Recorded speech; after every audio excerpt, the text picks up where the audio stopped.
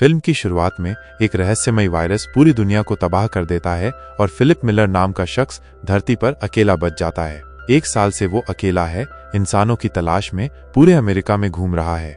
हर शहर, हर राज्य में जाकर वो खाली जगहों पर अनाउंसमेंट करता है, म्यूजियम से कीमती चीजें, पेंटिंग्स चुराता है। जब उसे कोई नहीं मिलता तो वो अपने होम टाउन टक्सन लौटता है। आखिरी उम्मीद में वो टक्सन के हर बिलबोर्ड पर लिखता है, जिंदा टक्सन में।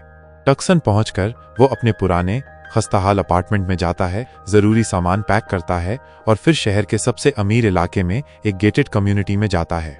वहां वो सबसे बड़ा घर चुनता है और उसे अपना नया ठिकाना बनाता है। अगले कुछ दिन वो घर को मशहूर पेंटिंग्स, व्हाइट हाउस से लाई चटाई, डायनासोर की खोपड़ी, ऑस्कर अवार्ड्स और ऐसे ही अरबों की चीजों से सजाता है। हर रात सोने से पहले फिलिप भगवान से माफी मांगता है कि वो इतना ज्यादा और दुआ करता है कि मरने से पहले कम से कम किसी औरत का चेहरा देख ले। अच्छी बात यह है कि उसके पास घूमने के लिए गाड़ियों की कोई कमी नहीं है। वो अंडरवियर में ही ग्रोसरी स्टोर में घुस जाता है, बंदूक दिखाकर। 1 साल में वो सारी शराफत भूल चुका है। अब उसे किसी को इम्प्रेस नहीं करना, तो वो हर वो काम करता है जो पहले सिर्फ उसके दिमाग में आता था, जैसे दुकान में रखे डिब्बों के पहाड़ को गिराना, सैकड़ों एडल्ट फिल्में घर लाना वगैरह। वो खुद से रैकेट बॉल खेलता है, लैंप और एक्वेरियम को बॉलिंग पिन की तरह इस्तेमाल करता है, गाड़ियों को आपस में भिड़ाता है। ये सब करके उसे थोड़ी खुशी, थोड़ा एड्रेनलिन मिलता है और अकेलापन कम होता है।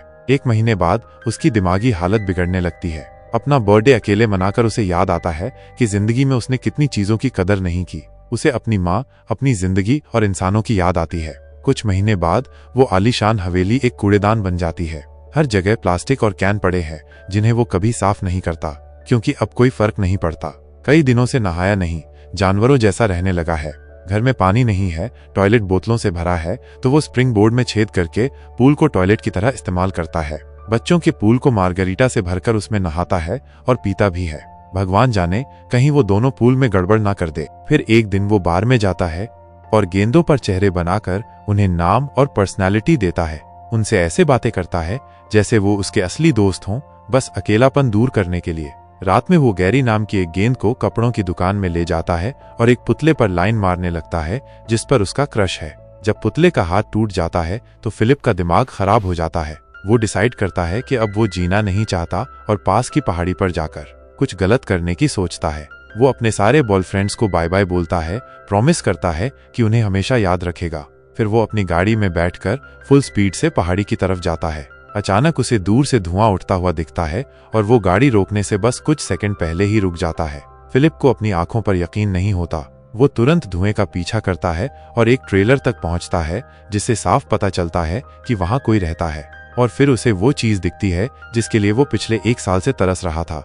किसी ने धूप में अपना ब्रा सुखाने के लिए छोड़ा है। फिलिप उसे सूंघता है और इतना ज्यादा इमोशनल हो जाता है कि बेहोश हो जाता है। जब वो उठता है तो देखता है कि एक ब्यूटीफुल लड़की उसे अपनी गोद में लिए हुए है। वो लड़की उसे अपनी सारी विशेस पूरी करने का वादा करती है और किस करती है। फिलिप किसका मजा ले रहा होता है, तभी उसकी आंख खुलती है और उसे पता चलता है कि वो सपना देख रहा था। सामने वाली लड़की उतनी अट्रैक्टिव नहीं है और थोड़ी ओल्ड भी है। वो उसे CPR दे रही है ताकि उसे होश आ जाए। इतने टाइम बाद किसी दूसरे इंसान को देखकर दोनों थोड़े अनकंफर्टेबल हो जाते हैं। फिलिप पूछता है कि वो ब्यूटीफुल लड़की कहाँ है, तो वो उसे बताती है कि उसे अपनी गीली पैंट की टेंशन लेनी चाहिए। पता चलता है कि वो बेहोश होने पर पैंट में ही पेशाब कर दिया था। ऐसे सिचुएशन में भी फिलिप बोलता है कि वो पहले स्विमिंग कर रहा था, इसलिए उसकी पैंट गीली है। वो जोर जोर से बोलने लगता है कि उसने पेशाब नहीं किया, जिससे लड़की डर जाती है।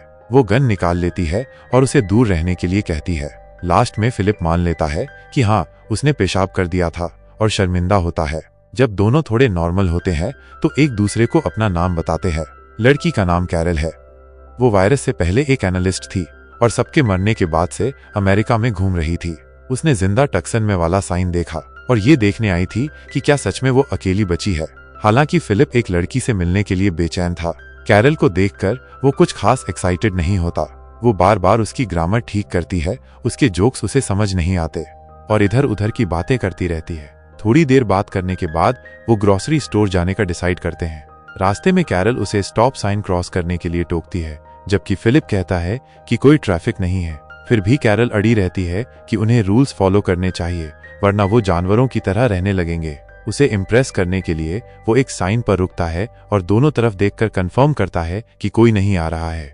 जब वो ग्रोसरी स्टोर पहुंचते हैं तब भी उसकी बकबक बंद नहीं होती और फिलिप हैंडीकैप्ड पार्किंग में गाड़ी पार्क करता है। ये दिन का उनका 5वां झगड़ा होता है। फिलिप कहता है कि इस इमेजिनरी हैंडीकैप्ड पर्सन के पास गाड़ी पार्क करने के लिए बहुत जगह है, जबकि कैरल उसे कहीं और पार्क करने के लिए कहती है। जवाब में फिलिप गाड़ी को सीधे स्टोर के अंदर घुसा देता है। उसके बाद वो उसके घर का टूर करती है और उसके रहने के तरीके से उसे बहुत चिढ़ मचती है। उसके पास 2 स्विमिंग पूल हैं, एक में गंदगी भरी है और दूसरे में कूड़ा। कैरल उस पर पेंटिंग्स चुराने का भी इल्जाम लगाती है, जबकि वो कहता है कि अब वो किसी की नहीं है। हाउस टूर के एंड में फिलिप उसे उसके कैंप साइट पर वापस जाने के लिए कहता है। अगली सुबह वो कैरल को उसका घर साफ करते हुए देखकर उठता है। वो उसे स्टोर से गार्डनिंग और क्लीनिंग का सामान लाने के लिए कहती है, क्योंकि उन्हें इंसानों की तरह रहना होगा। रात में फिलिप अपने बॉय फ्रेंड्स के पास जाता है और कैरल के बारे में कंप्लेन करता है। हालांकि उसे अभी एक ही दिन हुआ है उससे मिले हुए, उसे लगता है जैसे वो एक मैरिड कपल हैं जिनका जल्द ही डिवोर्स होने वाला है। अगली सुबह सिचुएशन और बिगड़ जाती है क्योंकि वो उसके बगल वाले घर में शिफ्ट हो जाती है। वो उसे भगाने की कोशिश करता है, लेकिन कैरल ही है, जिद्दी। वो उससे पूछती है कि क्या वो नंगा दिखने से डर रहा है और जवाब में फिलिप अपने पैंट उतार देता है। आखिरकार कैरल असली मुद्दे पर आती है और रिप्रोडक्शन की बात छेड़ती है। उसका मानना है कि वो चुने हुए लोग हैं जिन्हें धरती को दोबारा आबाद करने की रिस्पॉन्सिबिलिटी दी गई है। फिलिप कहता है कि वो उसके साथ तब भी नहीं सोएगा जब वो धरती पर लास्ट वुमेन होगी, जो कि इस केस में सच है। नेक्स्ट सीन में वो अपने आउटडोर टॉयलेट में है जब कैरल उसके पास आती है। वो चाहती है कि वो उनके घर में पानी लाने का कोई तरीका ढूंढे ताकि वो टोमेटोज और बाकी फ्रूट्स उगा सकें। जब वो हेल्प करने से मना कर देता है तो वो उसे फ्रेश टोमेटोज खिलाने का लालच देती है, लेकिन उसे कोई फर्क नहीं पड़ता। उसे पता होना चाहिए कि वो ऐसे बंदे को रिश्वत नहीं दे सकती जो डाइविंग बोर्ड से पॉटी करता है। हालांकि रात होने पर वो उसके गार्डन में घुस जाता है और उसकी सारी वेजिटेबल्स चट कर जाता है। अगली सुबह कैरल उसके डोर पर नॉक करती है और उसे बचे हुए टोमेटोज से सना हुआ पाती है। फिलिप अभी भी कहता है कि उसने नहीं चुराए। उसे ये भी दिखता है कि कैरल को नाले से पानी लाने की कोशिश में चोट लग गई है। कुछ दिनों बाद वो एक डिसेंट ह्यूमन की तरह रहने की कोशिश करना छोड़ देती है। फिलिप उसे एक फाउंटेन में आउटडोर टॉयलेट बनाते हुए देखता है, ठीक उसके स्विमिंग पूल वाले टॉयलेट की तरह। कैरल सोचती है कि शायद वो चुने हुए लोग नहीं बल्कि भूले हुए लोग हैं जिनका लाइफ में कोई पर्पस नहीं है। वो किसी भी तरह से पूरी ह्यूमन सिविलाइजेशन नहीं बना सकते जब वो अपने करोड़ों के बंगलों में एक टॉयलेट तक नहीं लगा सकते। फिलिप, जो कैरल को हमेशा ऑप्टिमिस्टिक देखने का आदी है, उसके लिए बहुत बुरा फील करता है। इसलिए वो शहर के वाटर टैंक में जाता है और कैरल के गार्डन में पानी पहुंचाने का जुगाड़ करता है। आखिरकार वो उसमें एक अच्छा साइट देखकर खुश होती है और उसे रात के खाने पर इनवाइट करती है। फिलिप लंबे टाइम बाद ऑर्गेनिक खाना खाता है।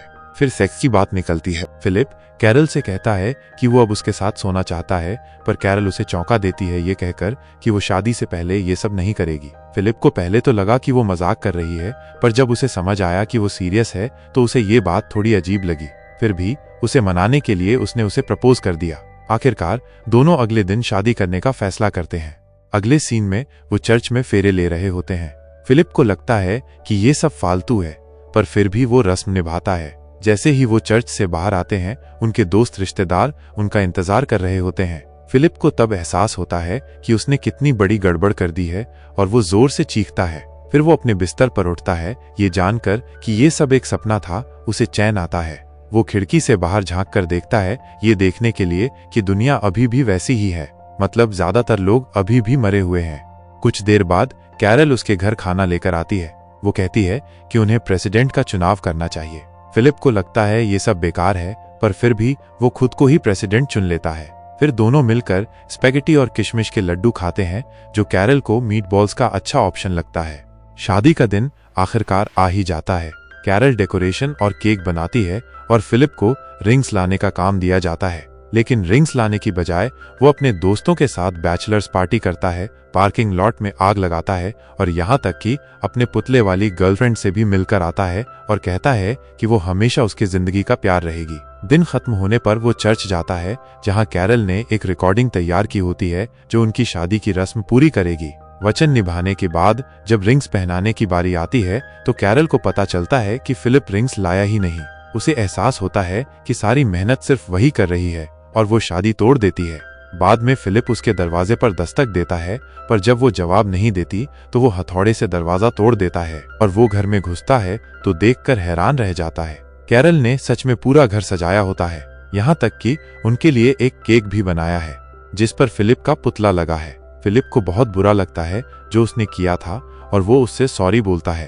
वो ये भी बोलता है कि भले ही उसे उसकी पर्सनैलिटी या उसका खाना उतना पसंद नहीं है, लेकिन फिर भी वो खुश है कि वो उसकी जिंदगी में है, क्योंकि उसके बिना वो शायद जिंदा भी नहीं होता। ये सब कहने के बाद फिलिप उसे कहीं स्पेशल जगह ले जाता है। अगले सीन में वो एक ज्वेलरी शॉप में होते हैं जहां कैरल अपनी मनपसंद सारी अंगूठियां ले लेती है। फाइनली उनकी शादी हो जाती है और वो हस्बैंड वाइफ बन जाते हैं। रात में दोनों पहली बार साथ सोते हैं, लेकिन ये वैसा नहीं होता जैसा फिलिप ने सोचा था। कैरल पूरी रात बकबक करती रहती है, ऐसी ऐसी बातें करती है जो उसे हॉट लगती हैं। अगली सुबह फिलिप उसे घर में रैकेट बॉल खेलते हुए देखता है। फिलिप को लगता है कि अब ये फिर से कुछ सुनाएगी, पर सरप्राइज, वो भी उसके साथ खेलने लगती है। दोनों मिलकर पूरा दिन फिलिप की फेवरेट चीजें करते हैं, जैसे फायर प्रूफ सूट बनाते हैं और एक दूसरे को आग लगाते हैं, बुलडोजर से बियर के कैन को चलते हैं और फिलिप की एक्स गर्लफ्रेंड जो एक पुतला है से मिलने जाते हैं। कैरल उससे थोड़ी देर बातें करती है और फिर उसे पीटने लगती है। कहती है कि वो उसके हस्बैंड पर लाइन मार रही थी। पहली बार फिलिप को लगता है कि उसने कैरल से शादी करके सही किया और सोचता है कि उनकी लाइफ शायद ठीक ठाक चल जाएगी। घर लौटते वक्त उनकी गाड़ी एक लिमो से टकरा जाती है। घबराया हुआ फिलिप गाड़ी के पास जाता है और देखता है कि उसमें से एक बेहद खूबसूरत औरत निकल रही है। जैसे ही उसे लगा था कि वो अपनी वाइफ के साथ खुश है, उसे अपनी शादी पर पछतावा होने लगता है।